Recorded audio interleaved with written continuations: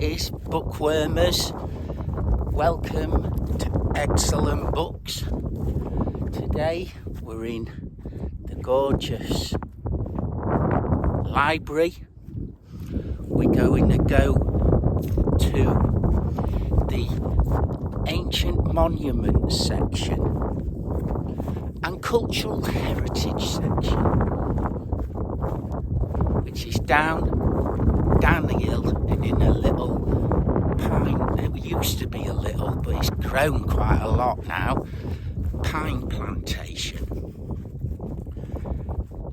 I hope you've all had an excellent month of book reading. I have. I've only had one book that wasn't as good as I thought it was going to be, but that's mainly because I've read all of the things that were in it before, so it was a little bit of a letdown. We're walking past here a glacial erratic boulder. Well, it's not glacial, gritstone boulder. I first come here maybe 25 years ago to climb this boulder.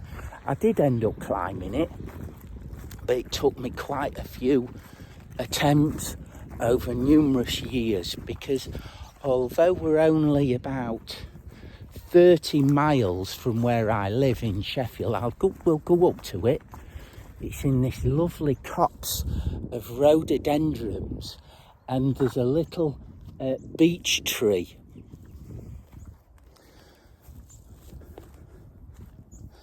And it's called Wellington's Monument.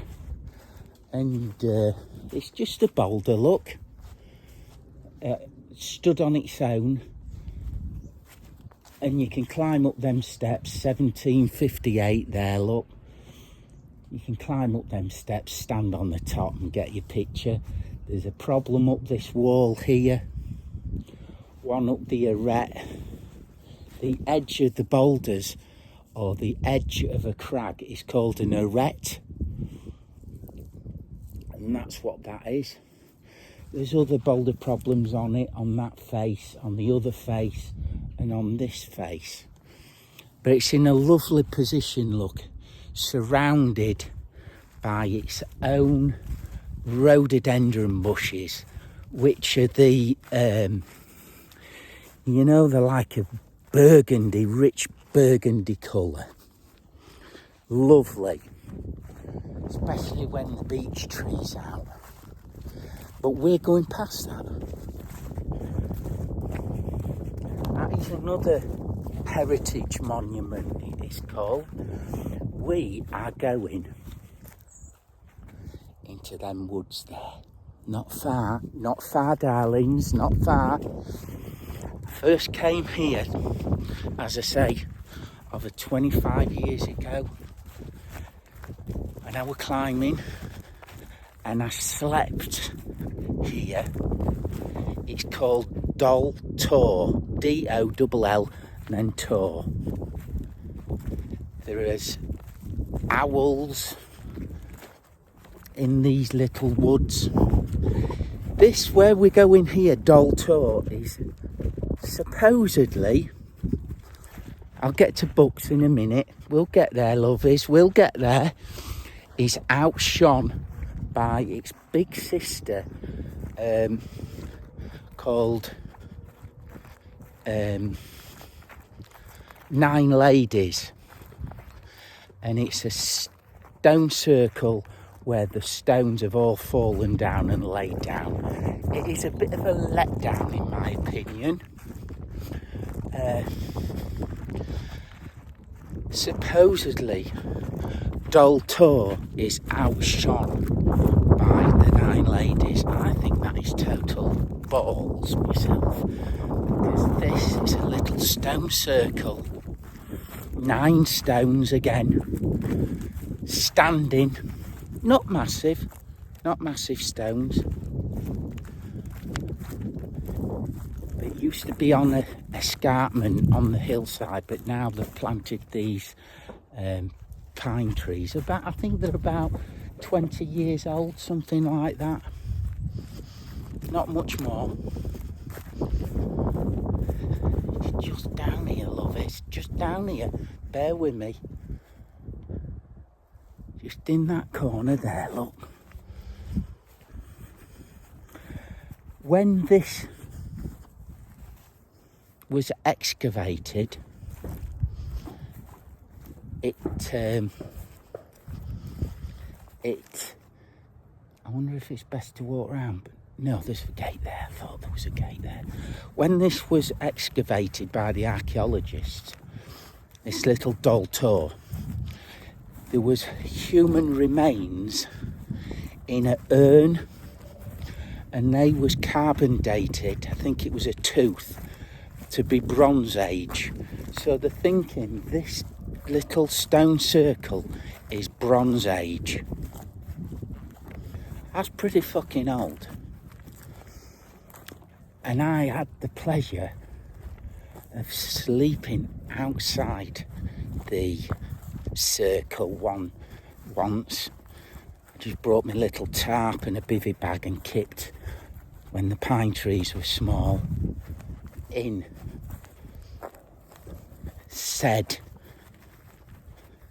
not in the circle, just outside of the circle. Anyway, let me pansy about trying to get there, and I'll see you soon. So, lovies, we've just come through this bit of a wall between the two fields, and we're coming up to Dolto, which is just here. You see the stone circle just here. I know it's not very impressive, but it's Bronze Age.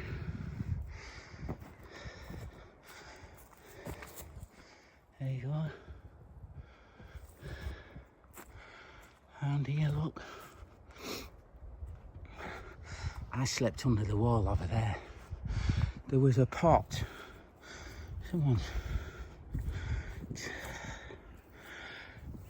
This is where the earthenware pot was found, with the remains in it.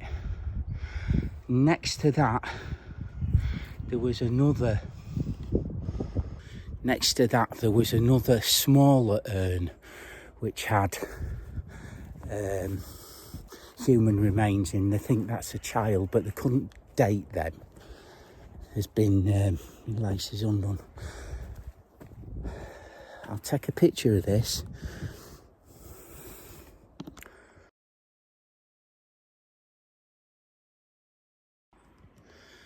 So yeah, only small, but Bronze Age, with a burial pot, cultural, historical monument out in the library. If we're lucky, I doubt it, but if we are, there are deer in this area, well-known deer, and they also frequent this stone circle. First come here years ago, as I say, climbing on boulder. I'm stood in the middle of it now, look. I'm gonna plant myself there, get a brew going, get me bag of sandwiches, get me bag of books out, and we'll talk November reads. How's that for you, group? Right then, darlings. Cheers. Welcome to the ancient monument section of the library. Lovely and quiet. All you can hear is the faint wind blowing through the treetops. And the odd aeroplane.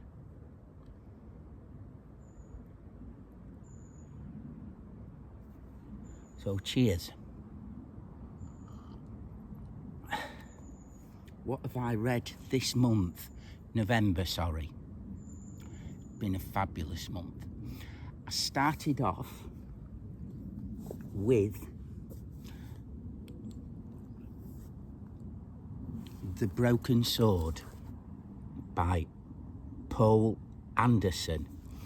This was wrote and came out the same time as Lord of the Rings, but obviously they are of two totally different styles. This is more of a Norse-inspired saga, whereas Tolkien has written Lord of the Rings. I don't have to say any of that because you all know it. Now this book, I don't know, it was some YouTuber that put it on my attention. I thought that sounded a bit of my action, so I went and I bought it, expecting nothing. Well, was I gobsmacked. It was written in 1954. There's two texts. There's the original text and then one that the author altered, but he wanted to stay to the original text. This Fantasy Masterworks is the original text. It's mainly about two brothers. One's a human, born to a well-to-do family in the Norman Viking times. It's obviously fiction. And before he's christened into the Christian religion, back then there was obviously all the old gods being worshipped. He was not christened just yet. So this elf king heard about him. He's got a troll princess in his dungeon. Keep with me, darlings, keep with me. In his dungeon, he does a spell, has his way with her, as this halfling child, half troll, half elf, swaps him with said human child. They're identical twins, so nobody can tell them apart. The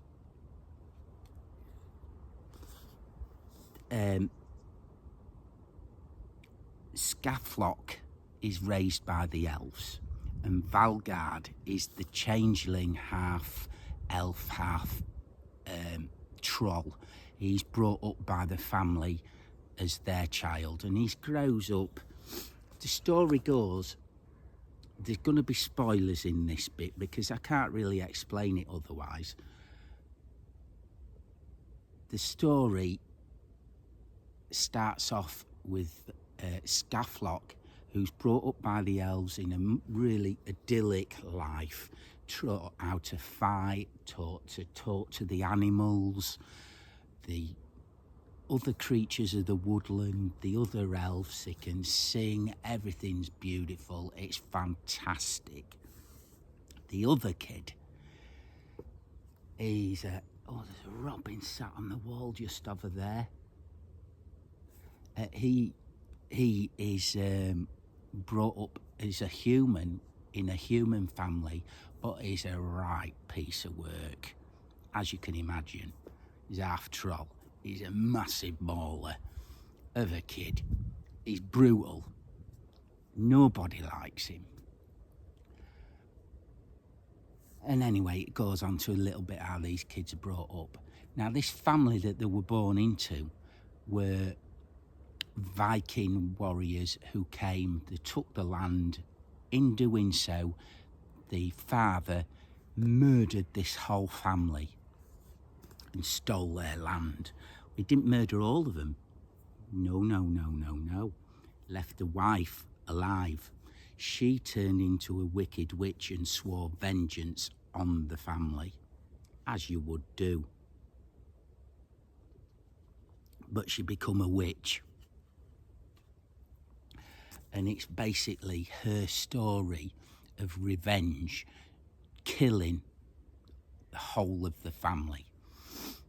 And she uses Valgard to do it because he's a troll, half elf. He's easily manipulated.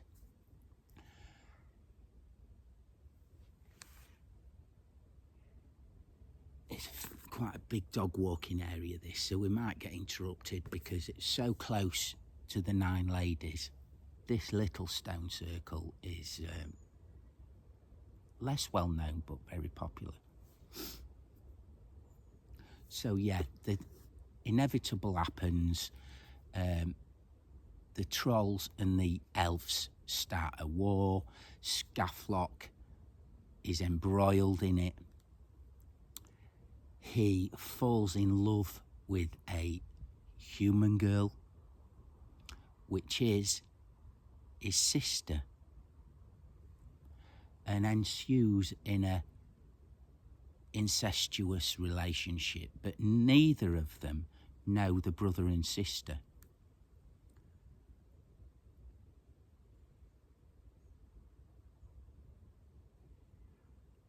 And it is how the two brothers end up meeting, fighting, and the inevitable outcome of it. It is an absolutely fantastic read. Totally different to Lord of the Rings, and I can see why it's been overshadowed by that book, but totally different and deserving higher recognition. I don't know where I got recommended it, what channel, but whoever it was, absolutely blinding. A 5-star read if you like elves, trolls, humans, great battles, anything like that. I think someone, if you like Abercrombie, you would love this book. If you like John Gwynne, you would love this book. It's only short, you'd fly through it. So yeah, can't recommend that enough. Best book of the month. Best book, in actual fact, for quite a few months. Second book. This was a little bit of a letdown. And I've been wanting this book since it got let out by the publishers for over a year. And it is The Silk Dragon by Arthur Zhu. S-Z-E. I think it's pronounced Zhu. And it is a translation of Chinese poetry. And he's got loads of Chinese poets from, 365 right up to the present day. Now, I know a lot of the older ones like Li Bao and Du Fu and all them, and a lot of the others that are in this book. So I know the poems that he's picked out. I still love them poems. The moderner poems are all right, but it just didn't grab me. Just did not grab me by the... But still, if you're just getting into your Chinese poetry or your Asian poetry or any poetry and you want an overview of it, this is a good book to get.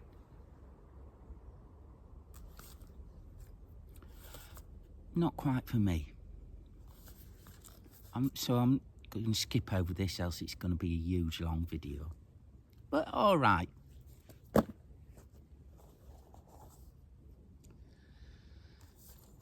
Next book, Eli Wiesel.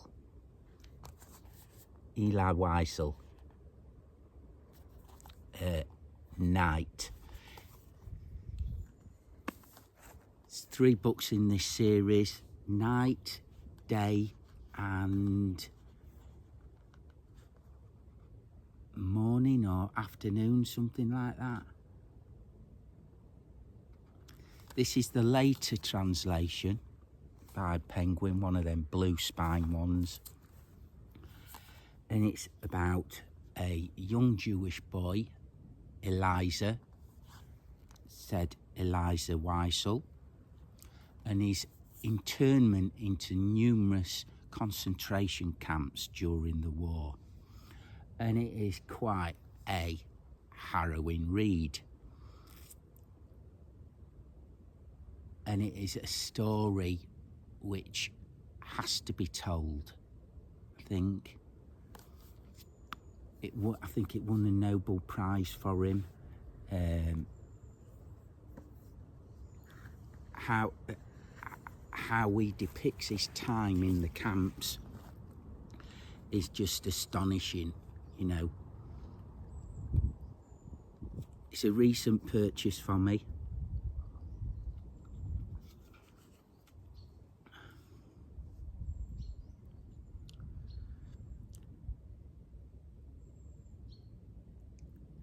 It's not an easy book to read, but it's a page turner. You want to know what happens in it, but the content within the book,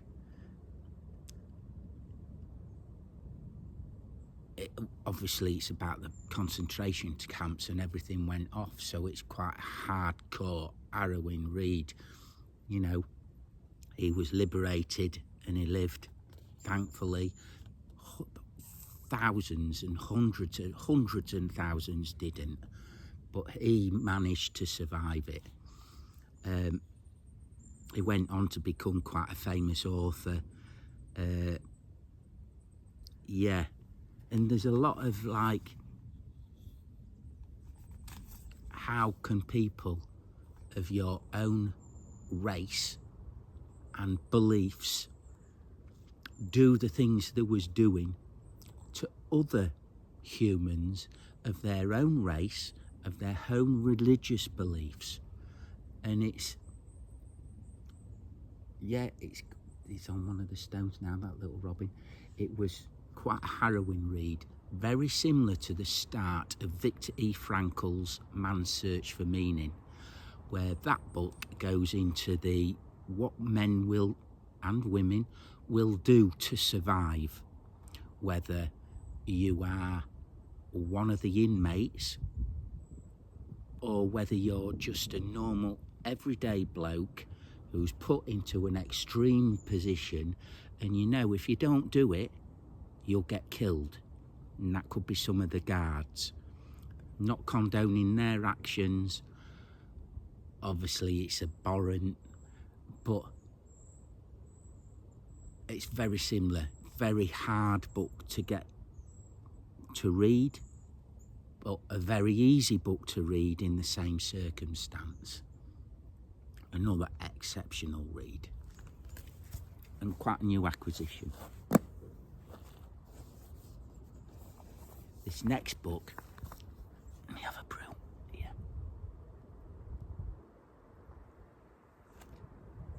I've been after this, The Blue Fox by Sojourn. He's where's he from? Norway, Iceland, somewhere like that. He's an Icelandic writer. And this I've been after for 2 years. First saw it in Fort William, but I didn't buy it like a numpty. So next time I went up to Scotland, I made an effort to go to this bookshop in Fort William in Scotland, and I bought it. And because I've wanted to read it for ages and ages and ages, I got straight on with it. Only £8.99. His writing, very poetic. It's very saga-esque. Like, if you've read Heaney's translation of Beowulf, it's very similar to that. A story, but very poetically put. It's about 3 individuals, and in the end, how the 3 stories meet up. Fantastic. It's a very short book, very, very short. It's only, 112 pages. You can read it in a day, in a weekend. But I think it took me just over a weekend to read it because I was enjoying it so much. I could have just sat and read it in an afternoon, but I didn't. Took me time with it, digested it. I'm not going to spoil this book at all. I'm not going to give anything away with it at all. And I hate these YouTubers that say, if you read any book this year, read this one. But this is a book that should be on your list. Fantastic. A real page turner as well, and the prose is very poetic, beautifully written. I've not read any of his other books, but I will do. 5 star. Let's have a brewy and let's have a brewer. The librarian will be coming over telling me to shut up.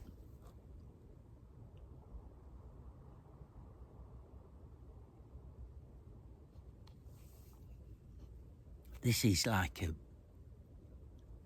pine plantation dotted with silver birches.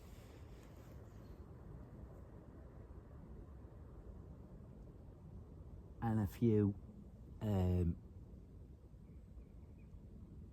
dying beech trees, actually. I think the beech trees. But anyway, they're the last book I read. Another recent purchase. Heroes and Villains by Angela Carter. I found it quite hard to find anything about this book. I think there's about 3 videos on YouTube after I'd read it. Excuse me. Because it seems most of her work is overshadowed. There's some jays.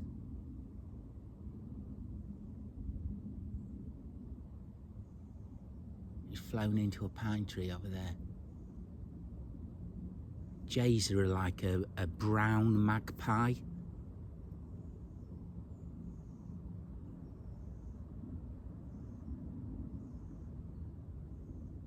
Oh, they've flown off now. They're like a brown magpie, if you like. Anyway, got distracted.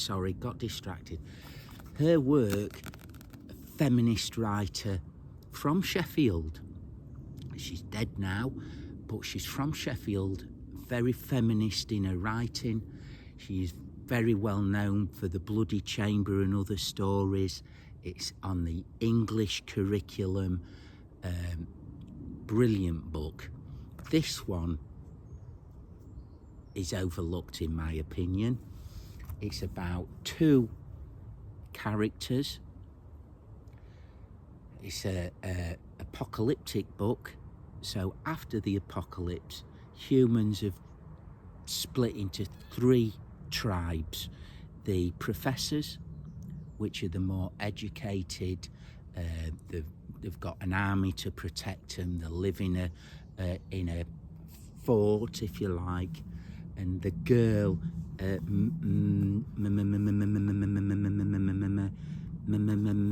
Madeline, I think I want to say. Marianne is from the professors, very well educated, young.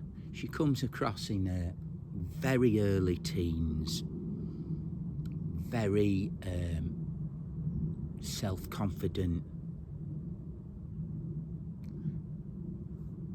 The second tribe is called the Barbarians.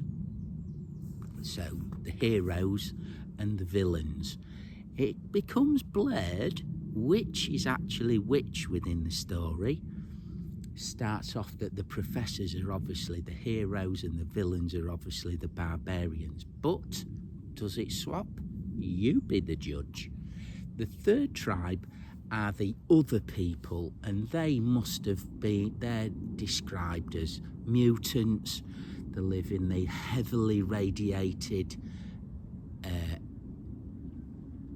centres.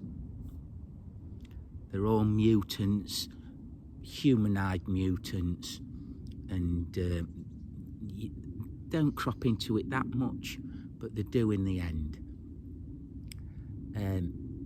And it's just a coming of age story for these two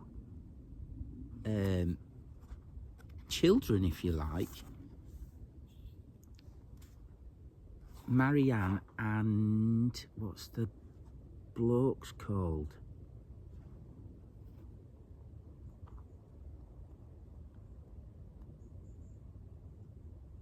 What's the lad called again? Oh, Jesus. Jewel. So there's Jewel, he's not the leader, but he is trained to be the leader by an ex-professor who's a psychopath, and steers that tribe on raiding parties and everything like that. I'm not going to give it away because it's another very short book, only 164 pages. You can read it in a weekend or a long weekend.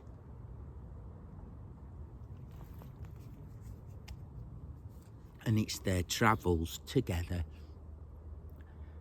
in this post-apocalyptic world, how they survive, the various individuals that come into contact with these two. It is a very violent book, both physically violent, sexually violent, and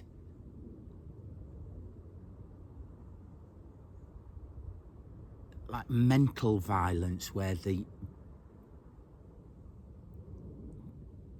Doctor and Jewel inflict the people within their tribe violence on them to keep them together so that everyone's scared of them. So it is a very violent book, in my opinion, but well worth the read.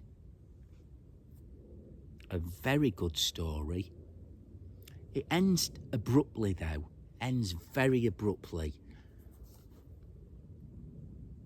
It's like she's had a short story and fleshed it out a little bit. And her short stories are incredible. This one is not a short story and it's not a novel. It's just in that hard ground in the middle. But I enjoyed it. Brilliant. So yes, those are my reads of the month. 24 minutes. Plus getting here. Dolto. I'm going to have to get a wriggle on. Book purchases. I'm going to fly through these. There's a second-hand bookshop near me where I work, and and he gets a lot of these masterwork, science fiction masterwork books. £3. Should be £8.99. Never been read. New book, £3. This is Christopher Priest, The Inverted World. A city rolling along tracks. Oh, let me read it. And what happens if the city don't move? Meant to be a classic of its kind. I will get to it sometime. But for £3, you can't not buy it, can you? You can't not buy it. Now, I am a bit of a movie buff when I do watch telly. Now, I've watched this movie countless times, and I still can't see the ending coming. Maybe I'm a bit thick. Maybe I can't see the ending, but I know the ending, obviously. So I've got the book that the film was based on, just to see, because it is a very good film. Leonardo DiCaprio in it. He plays a brilliant character. Yeah, it is obviously Shutter's Island by Dennis Lehane. Not a lot you can say about it. Watch the movie, read the book.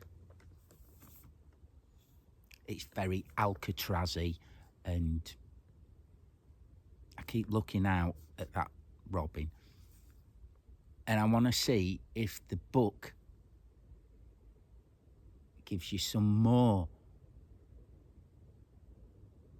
hints along the way than the film does, for me.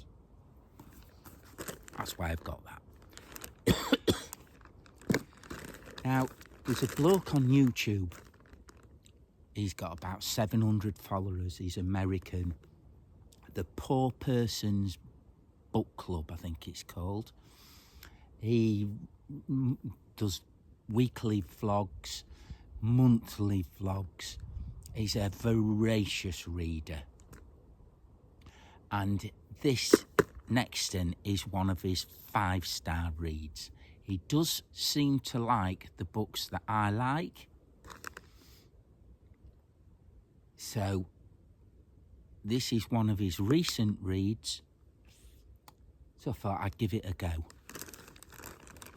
I was in the bookshop and it was there as I was browsing Waterstones.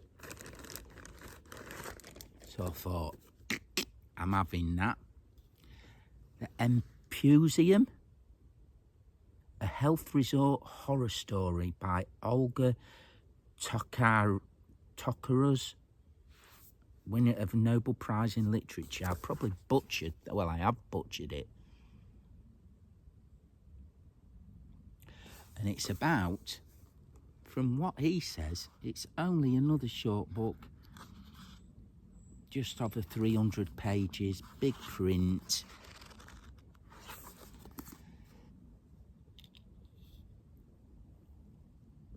He does an old breakdown of it. I haven't read it. I'm not going to. It's about a young man goes to an asylum and stops there. And it's supposedly about him coming to terms with himself and the horrors that go on in these kinds of asylums. But it's a book where he finds himself, basically. So that is a pile of books on the floor that I'm going to let the librarian put away. I've got a bag of sandwiches.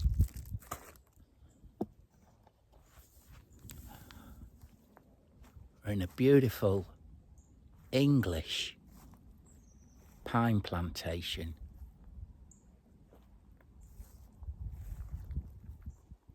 The ancient monument from the Bronze Age. It's not raining. I'm not at work. What an absolutely cracking day. I hope you're all fabulous. I hope you're all gonna have a fabulous December. I hope you get lots of books, lots of other things. I hope you have a cracking reading month. I hope you have a fantastic time. Take your books out and have a read. Gorgeous. I hope you all have a good Christmas, and I'll see you at the end of December. Keep safe, folks. Ta-da.